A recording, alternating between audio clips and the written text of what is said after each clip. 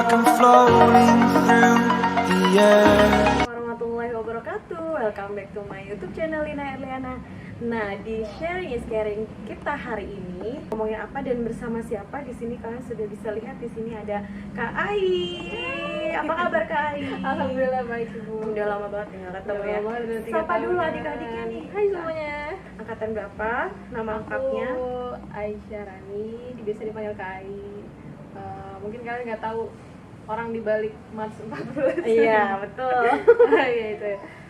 Aku angkatan 10 di sini. Angkatan 10. Terus ini pakai seragam ini berarti Ini kerja sekarang atau kuliah? Aku udah kerja alhamdulillah Kerja di mana Kak? di RSPP Rumah Sakit Pusat Pertamina.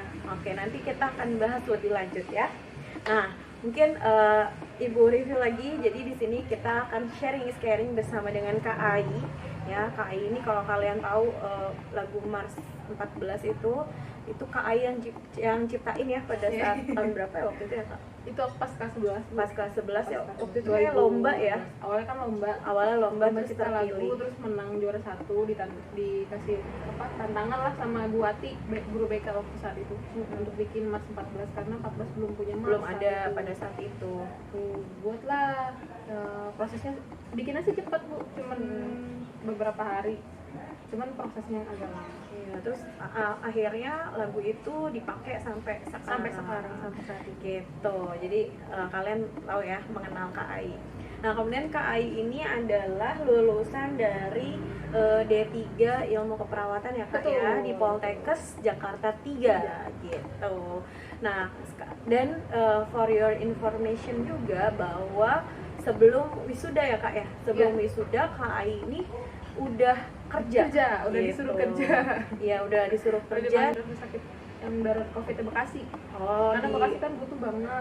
rumah sakit darurat ya. Rumah sakit darurat COVID yang Bekasi yang di GOR. Karena saat itu kan kampus aku kan domisilinya Bekasi, jadi diambil sama orang Bekasinya, Sama orang diminta Bekasi. sama wali kota Bekasi. Oke, nanti kita lebih lanjut lagi seperti itu ya. Jadi kurang lebihnya. Nah, kita mau ngebahas apa? Tentunya banyak banget ya yang mau kita bahas, dari prodinya Kak Ai, dari gimana pengalamannya menjadi pahlawan ya di Insya Allah. era kondisi Pandemi. pandemi seperti ini. Memang kan tim medis itu adalah garda terdepan ya Kak ya. Ini dengan segala macamnya lah gitu kan, pengalamannya luar biasa. Nanti kita dengarkan pengalaman dari Kak Ai. Langsung aja kita flashback dulu pada saat Kak Ai kelas 12. Pastinya kan pernah mengalami yang namanya galau. Ya nggak Kak? Kenapa? Galau pemilihan prodi. Ya, tentunya itu ya. Itu. Nah, mungkin Kak Ai ceritain dulu sampai akhirnya pada saat kelas 12, oke, saya ngambil D3 keperawatan di Poltekkes Jakarta 3. Kenapa? Atau mungkin sebelumnya pernah ditolak dulu atau gimana? Mungkin bisa diceritain Kak Ai. Oke, jadi aku itu dari dulu kepengen banget kesmas sebenarnya. Pengennya Kesehatan- kesmas. kesehatan masyarakat, mau di mana aja yang penting kesmas. Terus kan awal-awal tuh pengen kalau dapat SNMPTN ya Bu ya, kuota SNMPTN pengen daftar di Kesmas UI. Oke. Cuman saat itu tidak dapat kuota SNMPTN Ibu. Nggak dapet kuota, oke. Terus aku tuh kayak ngedrop gitu, aduh gimana mau kemana gitu kan, nyari kesmas yang lain. Udah nggak minat, jadinya udah ngedown gitu kan. Saat itu galau banget. Terus teman-teman yang lain tuh udah pada fokus, Dapet ada yang mau ke PTN. STTD, belajar ini, SBM gitu kan. Aku bingung. Terus sampai saat itu Butari datang mas ke kelas ini. Pas aku umumin bahwa di Politeknik Kesehatan Poltekkes Bandung Jakarta lagi ada lowongan lagi buka pendaftaran. Aku buka lah, aku cari tahu, kayaknya pengen deh yang Poltekkes aja gitu kan, wawasan kerjanya lebih cepat gitu kan. Kayaknya aku konsul sama Bu Lina gitu, kalau misalkan ngambil selain kesmas apa Bu gitu. Terus waktu itu lagi di jam BK Bu Tari tuh ngasih aku arahan banyak banget soal kalau misalkan aku kan fokusnya mau untuk kerja ya, kalau kuliah tuh untuk biar cepet kerja, biar terspesifikasi lah gitu kan. Nanti kamu ambil ini aja, ambil perawat, kerjaan kamu udah spesifik, kerjaan kamu nanti lulus langsung perawat. Langsung kerja. Jadi saat itu tuh aku udah pikirannya udah langsung aja daftar D3 perawat di Poltekkes Jakarta 3. Habis itu kan jalur PMDP, jalur rapor, dibantu sama guru banget gitu kan.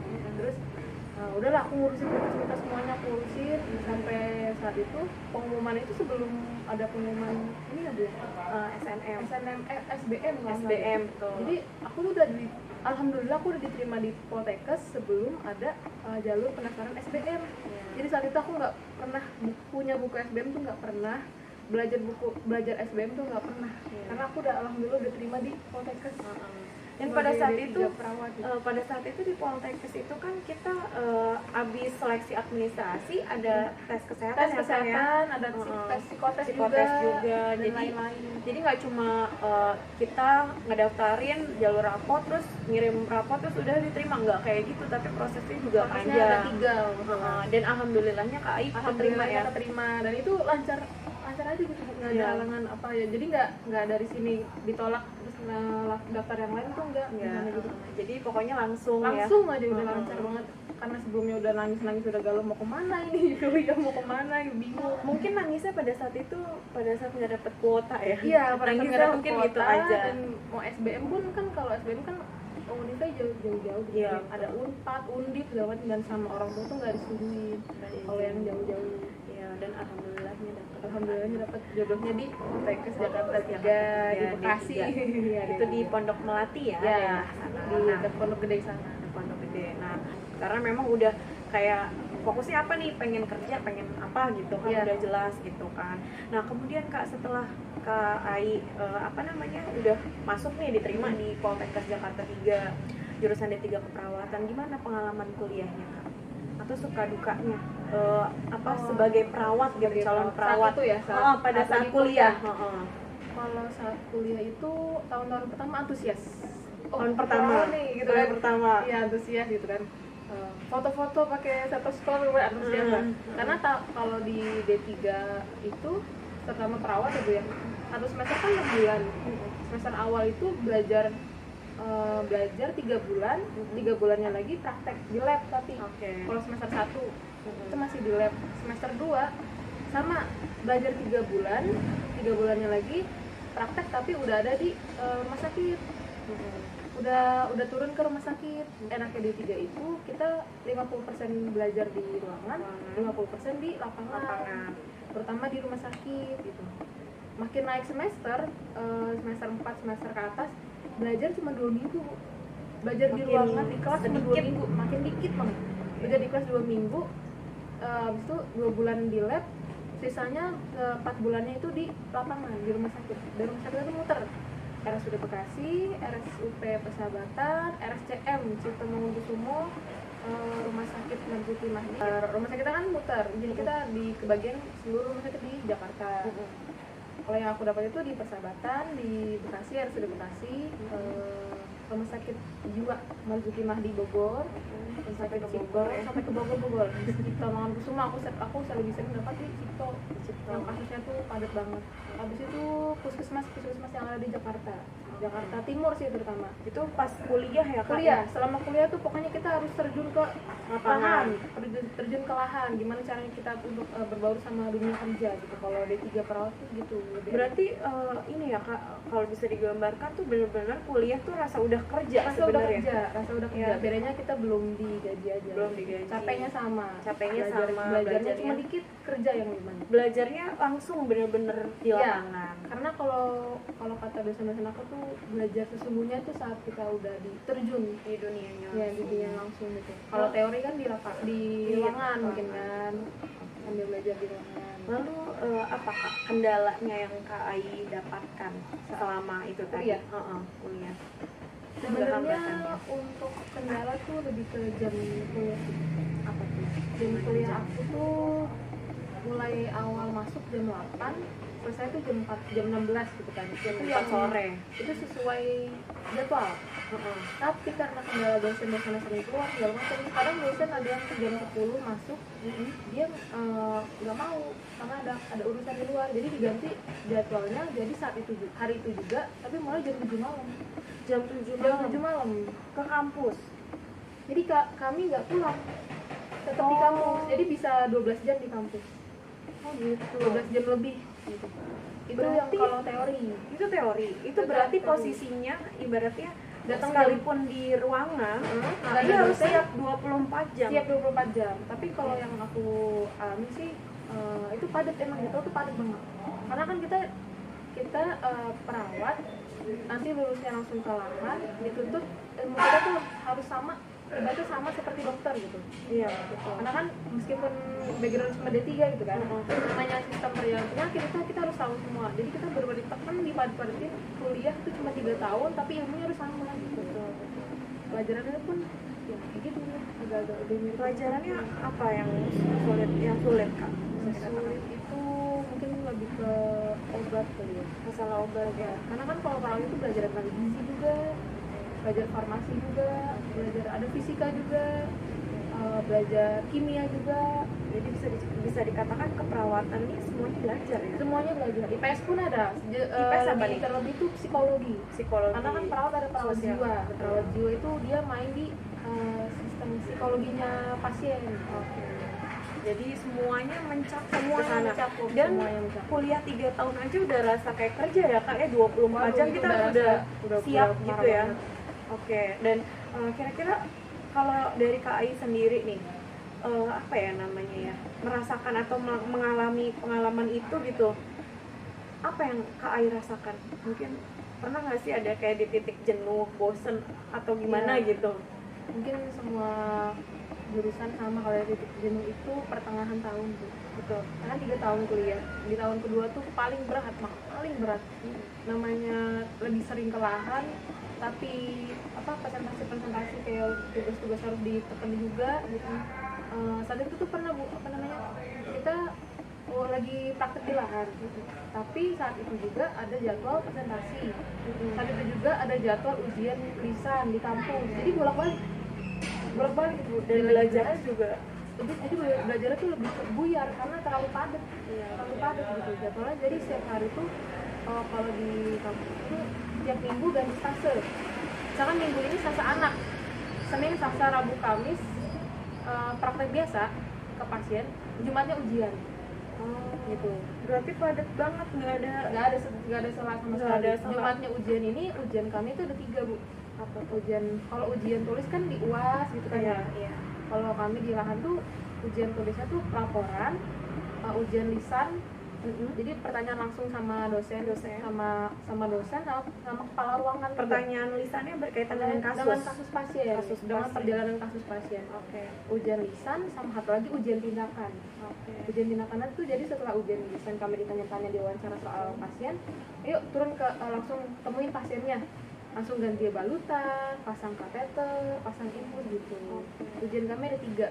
Jadi lumayan ya, banyak juga ya. Ya itu titik terberat tuh lagi awal-awal tingkat 2 ini, tingkat 2 Ya tahun kedua berat ya. banget itu, berat. Tapi Mau maju berat, mau mundur nanggung gitu. Tahun kedua tuh terus gimana cara Kak Ai bisa struggle sampai lulus?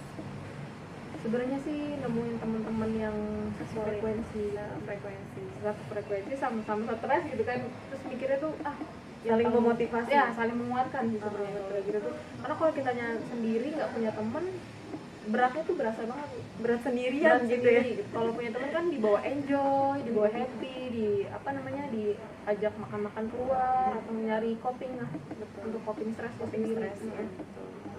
Oke, jadi lebih ke dukungan sosial dari teman-teman ya. sosial. Oke, terus Kak, kalau misalnya melihat dari perjalanan yang dipelajari Kak Ai di keperawatan, kalau kita korelasikan dengan mata pelajaran di SMA, kira-kira apa nih yang korelat? Karena kan tadi kan ada IPS-nya juga Bu, Iya. ada IPA-nya juga gitu kan. Tapi kalau keperawatan kan harus Semua IPA IPS ya? IPS, Bisa? Oke. IPA IPS. Nah, kalau berarti kalau kalian yang IPA atau IPS boleh nih masuk ke keperawatan gitu, karena Boleh. dia nggak harus IPA, nggak harus IPS. Kalau jalur rapot mungkin hanya IPA, tapi kalau jalur tulis bisa dari Bisa. SMK pun bisa Bu. Dari SMK yang jurusan yang beda pun bisa ya. Iya, Kak? SMK teknik pun ada yang cowok SMK teknik. Mata pelajarannya gimana? Mata pelajaran yang paling dipakai ya Bu ya, Paling dipakai. itu biologi terutama. Biologi dari sistem tubuh manusia. Sistem tubuh manusia Itu harus ada, tahu ya, Kak? harus tahu semua dari kepala sampai ujung kaki dan dalam-dalam sel-selnya pun harus tahu. Gitu. Mungkin belajar sama Bu Cedi. Sama Bu Jenny. Terutama sama Bu Cedi itu paling depan, aku kalau biologi itu paling depan gitu. Karena emang tertarik dari dulu biologi gitu kan. Pertama biologi, kedua tuh kimia sih. Kandungan dari obat. Karena kan kita mungkin kalau obat itu kan diresepin sama dokter, tapi yang ngasih ke pasien itu kita, Bu. Iya. Jadi kita harus cross check berkali-kali. Kalau misalnya kita salah ngasih obat atau salah milih gramnya, gram obat, yang di penjara itu kita, Bukan bukan dokternya. dokter atau apa namanya farmasinya. Karena yang ngasih itu kita. Jadi kalau perawat sendiri itu kalau mau ngasih obat, kita harus 7 kali cross check namanya, dosisnya, jam pemberiannya gitu. Ada di pelajaran farmasi, di mata kuliah farmasi itu 1 semester ada mata kuliahnya. Itu kimia terkait dengan farmasi. Lalu kimia pun ada nyangkutnya di gizi. Dan kandungan-kandungan apa namanya, Makanan. karbohidrat, makanan-makanan gitu. Lalu ada juga di psikologi yang tadi aku bilang itu tentang kalau kita merawat pasien anak, dewasa, anak, remaja, dewasa dan lansia itu beda. Cara Tipikalnya. komunikasinya beda, background mereka beda, cara pendekatannya pun beda gitu kan. Terutama kalau pasien yang terlebih gangguan jiwa. Itu sangat kepake banget, jiwa psikologi kita, jiwa sosial kita tuh sangat dituntut banget untuk menangani pasien itu. Menarik banget nih. Berarti kalian kalau mau masuk ke perawatan, ini yang tadi diceritain Kak Ai, kalau misalnya ini harus benar-benar kuat di semuanya ya. Kuat Karena semua. Karena kalau dari ceritanya semuanya kepake. masuk. Waktu itu kita pernah juga Kak Ai, ibu udah sharing sama Poltekkes Jakarta 2 yang gizi waktu itu sama Katalita gitu kan. Itu lebih ke gizinya kan. Kalau ini ke keperawatannya, dan ternyata Campuran. keperawatan itu Kita tuh campuran. semuanya gizinya ada, terus kayak ilmu kedokterannya juga Ilmu kedokteran masuk paling gitu kan, banyak, ilmu ilmu kedokteran. sosialnya juga ada. Ini benar-benar kalian harus belajarnya tuh dikuat-kuatin. Iya, Bukan karena dikuat-kuatin, harus kuat. harus kuat mental, batin, kuping gitu. Iya. Kuat semuanya lah pokoknya. Dan harus kalau bisa emang sesuai dengan minat ya Kak. Iya, Karena kalau nggak betul. sesuai, khawatirnya nggak kuat. Iya Kak. Berarti tadi pengalaman kuliahnya Kak Ai, kalian udah bisa dengar, kalian bisa resapi nih kira-kira kalau kalian mau ngambil keperawatan, apa aja nih persiapannya, apa aja yang perlu dipersiapkan dari sekarang, dan apa yang perlu dipelajari. Kalian harus bisa menggambarkan, oh kira-kira saya mampu kuat di sini, atau mau komitmen, atau kira-kira kayak kalau nggak sesuai dengan diri kita, oke kita cari lagi Cari alternatif yang lain. daripada nanti di pertengahan jalan salah jurusan ya Bu ya. iya kan sayang ya Kak ya Sayang kalau banget. kayak gitu. Nah terus kita lanjut lagi nih Kak, tadi kan kita udah ngebahas Kak Ai kerja pas posisinya Kak Ai belum wisuda. Ya. Itu gimana ceritanya Kak? Jadi saat itu tuh udah kan kalau lulus itu udah sidang dan ada uji kompetensi, uji kalau saat itu kami belum hukum karena pandemi itu kan, pandemi awal-awal kan 2020 berarti. 2020. Oke. Kami itu jadi mundur gitu. Tapi saat situasinya terutama Bekasi ya, Bekasi tuh makin lama makin tinggi COVID-nya.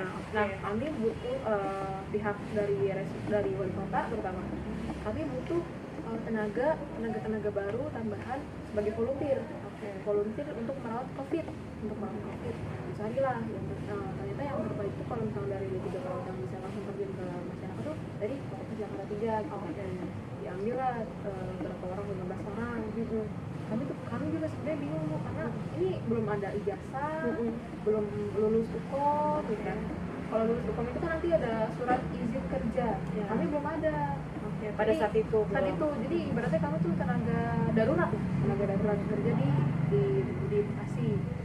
Nah saat itu tuh kami baru kerja selama sebulan. Sebulan itu kan ngerawat pasien yang OTG Bu. Itu saat itu di Green Hotel Bekasi yang OTG. Lalu abis itu Green Hotelnya tuh tutup, dipindahkan semua ke Gold. Tapi saat itu aku langsung berhenti dari situ kerja. Kenapa? Karena tidak diperpanjang. Saat itu berhenti, lalu bukalah lowongan baru kontak tracer namanya, pelacakan kontak yang di DKI Jakarta. Langsung masuk kerja di situ. Jadi kalau misalkan kerja di situ tuh sistemnya ada satu pasien yang melapor COVID, kita harus cari tahu 14 hari belakang nih pasien ini ketemu siapa aja. Kalau itu lebih ke ini Bu, ke Tracking administrasi ya? ya, tracking. Oke. Itu kepake mata pelajaran apa kalau IPS Bu? Akuntansi, manajemen. Ya kayak gitu-gitu pokoknya. Sama sensus kayak sensus Iya, gitu. Itu kepake untuk kerja di bagian itu. Oke. Kerja di sini 3 bulan, ada lowongan Pertamina, udah sama Pertamina. Alhamdulillah diterima sampai sekarang udah 6 bulan gitu. 6 bulan Di di masa Pertamina yang khusus COVID-nya. Ya, sampai sekarang. Sampai Tapi sekarang udah uji kok berarti Kak? Udah, jadi pas udah selesai dari yang Bekasi, hukum udah selesai, sudah juga. Terus udah dapet ijazah, udah dapet surat Udah izin dapat kerja ya, ya. sudah kerja, jadi bisa jadi puskesmas sebagai kontak person gitu. Oke, jadi udah aman lah ya. Aman kalau sekarang. Berarti pengalamannya luar biasa ya, karena tuntutan Alhamdulillah pada sih, saat ya. itu juga ya. Lingkungan Lingkungan, betul Pandemi betul. ini. Itu jadi pengalaman yang Pengalaman yang berharga banget. Oke, menarik banget nih cerita dari KAI. Nah berarti tadi kita udah dengar nih penjelasan dari KAI, pengalamannya luar biasa banget dengan lulus, sebelum lulus udah masuk ke dunia nyata selanjutnya ya, ya Kak ya. Nah mungkin buat kalian nih yang pengen masuk ke jurusan keperawatan, bahwa di Poltekkes Jakarta itu ada Poltekkes Jakarta 1 dan Sama 3. Kalau Poltekkes 1 Jakarta tuh di 3. Blok M. Blok M, Poltekkes 2 di Poltekkes 2 itu di Pasar Minggu. Pasar Tapi Minggu. Poltekkes 2 ini nggak ada nggak ada keperawatan. alat gigi ya di rumah. Iya, sama gizi, terus Gizi. radiologi ya. Ya, Nah itu di situ. Karena Nah, sama Poltekkes 2 ada 3. oke. Nah KAI kan Poltekkes Jakarta 3. Nah kemudian ada jalur-jalurnya Kak, kita kasih Ya, tahu. jalur-jalurnya. Jadi di Poltekkes Jakarta ini 1, 2, 3 itu sama jalurnya. Jadi ada jalur rapot, itu sama namanya PMDP. PMDP. Terus ada jalur tulis. Ada 2 berarti ya Ada Kak? dua.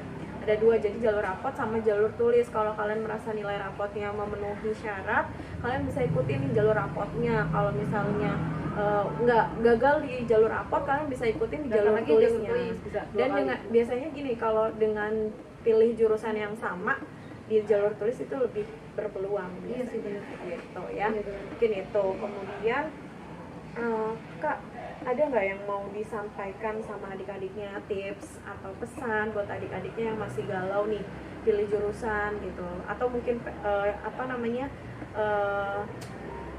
apa yang menarik dari keperawatan gitu kan, supaya adik-adiknya mungkin bisa mengikuti jejak KAI. Apa yang mau KAI sampaikan? Sebenarnya sih kalau aku pribadi bukan orang yang rajin belajar. Tapi rajin apa dong? Karena selama sama tuh lebih banyak diskon ya Bu ya, kalau dari waktu dulu. Iya, tahu. betul. Banyak dispare, banyak izin. OSIS dulu ya? Enggak. Oh, enggak. Spasi. Spasi, oh iya, Aku benar, ada benar, di benar. spasi. Oke. Padus ikut, teater ikut banyak gitu kan. Jadi kalau belajar tuh aku kan belajar tuh sistem metode belajar orang kan Beda-beda. Jadi kalian terserah mau belajar tiap hari apa mau difokuskan di satu hari, itu bebas, tergantung nyamannya kalian di mana gitu. Jangan terkecoh sama sistem belajar orang lain yang ngeliatin banget belajar tiap hari gitu kan. Ih dia belajar mulu nih gitu kan. Gue takut SNMPTN gue nggak diterima gitu. Jangan. Karena sistem belajar orang beda-beda. Pertama, kedua rezeki orang beda-beda. Betul. Kayak aku aja tiba-tiba dapatnya lancar gitu kan di situ. Terus yang kedua, nggak ada kata telat buat belajar ya. Betul. Terutama kalau misalkan kalian punya tujuan, misalkan kalian fokusnya di teknik atau perikanan atau misalkan di bagian IPS gitu kan, sospol ya Bu ya, sosial. Fokusin di situ, jangan terlalu terkecoh sama teman. Misalkan, gue mau daftar ini, gue pengen nyoba juga gitu. Iya. Jangan, karena Ikut-ikutan. kalau udah salah jurusan tuh, aduh udah kacau. Udah uang kebuang, ya Bu. Pertama uangnya kebuang, waktu kebuang, jadi nama lagi lulusnya gitu kan. Lalu habis itu apa lagi Bu? Apa mungkin menariknya keperawatan? Menariknya keperawatan itu bahkan saat di lahan kan ada dokter yang baru lulus juga ya. Bahkan kita bisa lebih pintar dari dokter. Kenapa? Karena kalau dokter yang baru lulus tuh mereka belum ada pengalaman saat kuliah itu belum prakteknya kurang gitu kan. Tapi kita karena kita udah di situ, terutama kalau perawatan 24 jam gitu ya, di lapangan, di ruangan gitu kan. Kita bahkan lebih tahu, kita harus lebih rinci, lebih kritis, kira kritis gitu. Dan kita kalau kita jadi perawat, keluarga semua itu percaya sama kita. keluarga, tetangga, sampai lingkungan tuh percaya sama kita.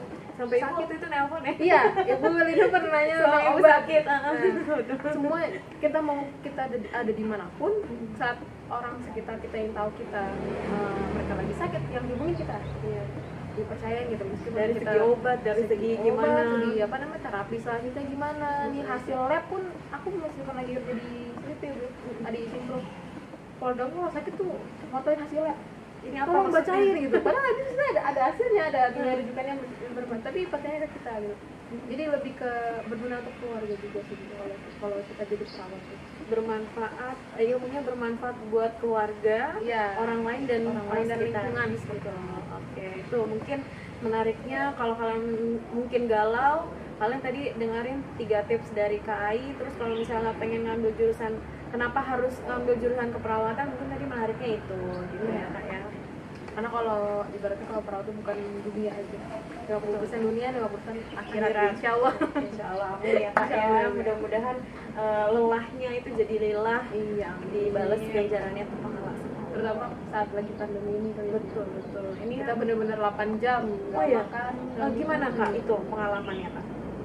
Awal-awal aku sakit mulu karena pengapnya tuh parah banget. Masker berlapis-lapis, apa APD APD. apa plastik gitu kan. APD itu gak nyerap keringet tuh. Jadi pas saat kita lepas APD mau mandi, baju ini bisa diperas. Saking keringetnya di sini, semua Keringetnya keringetnya bisa diperas gitu. Sakit mulu kan, tapi makin di sini makin terbiasa. Tapi yang beratnya sih itu kalau kita lapar, kalau kita mau BAB atau BAK gitu kan, kita harus tahan selama 8 jam. Bahkan kalau yang perempuan terutama yang lagi menstruasi, kan banyak yang pakai pampers. Gitu, karena nggak bisa sholat pun kami tayamum. Tayamum, sholatnya dulu. Tapi kalau lagi di Ranak, Ranak kan pasiennya 50, perawatnya cuma 3. 50 banding 3 berarti? 50 banding 3. Jadi nggak kepegang sama sekali, sholat pun udah nggak bisa. Lagi aku di Ranak, aku kan ada 3 kali pengalaman pertama tuh di Ranak, ditaruhnya di Pertamina lagi. Kedua di ICU. Di ICU tuh satu perawat megang maksimal 3 pasien. Satu perawat 3 pasien yang diagnosanya itu udah 5 kali satu pasien. Udah banyak banget kan, udah parah lah kondisinya. Sekarang lagi di IGD. Nah sekarang ini lagi kondisinya naik lagi, IGD itu udah kayak pasar ibu. Ya Allah. Jadi pasien banyak yang nggak kebagian tempat duduk, ngemper di jalan, pakai tiang infusnya pun ada yang dipegangin sama dia. Saking lagi naiknya banget. Oke, jadi benar-benar kita harus jaga kesehatan. Jaga kesehatan juga, Jadi kumpul-kumpulnya kurangin dulu, kan nongkrong-nongkrong di kafe, bisa sambil nunggu pengumuman apa gitu kan. Apalagi sekarang kan daring ya Bu ya. Betul. Daring kan kebanyakan di rumah. Harusnya Nah, lebih atau banyak mungkin di ada yang rumah. lagi daring tapi daringnya di kafe. Nah, itu nggak boleh itu. Nggak boleh. Jangan dulu. Takutnya kan meskipun kitanya udah sehat, kitanya kena dari orang betul gitu. Kita juga untuk bikin video ini juga kita lepas Aku udah masker. antigen. Iya, Aku udah lepas antigen. masker itu pas kita lagi ngomong aja Ngomong ya, aja. gitu. Tenang aja, tetap Tenang aja, jaga santai. protokol kesehatan kok. Betul. Gitu. Nah, mungkin menarik banget nih Kak. Berarti ya pengalaman luar biasa itu kalau bisa gambarin itu agak nyut-nyutan gitu. Crowded banget. Crowded banget Terutama sekarang cerita. naik lagi tuh COVID-nya. Pengalamannya benar-benar luar biasa loh Kak Ayu berarti. Kadang gini, pengalaman real itu yang nggak bisa kita dapatkan di ilmu teori kita di ruangan. Iya, Betul nggak tuh? Gitu. Jadi kalau kalian benar-benar mendengarkan, meresapi apa yang tadi disampaikan sama Kak Ayu itu benar-benar kayak oh ternyata kayak gini ya untuk jadi seorang perawat gitu. Dan mungkin paradigma di mana kalian kayak berpikir gini, daripada perawat mending dokter, ilmunya sama kok. Ya nggak Kak? Iya sih. Gitu kan ada Mungkin aja ada kan juga. yang berpikir kayak Keluarga gitu. aku pun mikirnya gitu, orang perawat sih kenapa aja gitu kan. Padahal sebenarnya yang dipelajari pun sama Sama. gitu. Iya. Intinya sama-sama bermanfaat buat orang sekitar. Ya, tergantung gimana kita passionnya gitu. Betul, tergantung passion kalian. Pokoknya bener-bener apapun yang kalian ambil tuh ya bener-bener harus yang Dari hati gitu. Ya nggak Kak? Jadi Kak Ai dari awal kan emang udah passionnya terus kesehatan sih. ya udah Dari passionnya awal sih kesehatan, terus kalau pelajaran biologi paling depan Depan, gitu kan, emang boleh. udah cocok lah ya gitu. Jadi memang pas masuk dunia kerja juga mungkin enjoy aja, sekalipun tadi yang diceritain itu kayaknya kalau kita bayangin orang awam nih kayak berat banget gitu, tapi KAI bisa melewati itu semua. Nah gitu. Nah untuk sharing kali ini mungkin kita sudahi dulu ya Kak Aya. Makasih banyak nih Sama-sama. sudah hadir, sudah menyempatkan waktu. Ini kalau boleh tahu nih seragam apa Kak? Ini sih seragam waktu kuliah, cuman kalau lagi di rumah sakit tuh sekarang pakainya kayak gini. Oh, Udah nggak ada gitu. yang putih-putih karena ini ibaratnya seragam kantoran. Seragam Kalau di Pertamina itu pakainya seragam kayak gini tapi dapat dari sana. Jadi ini nggak boleh dibawa pulang.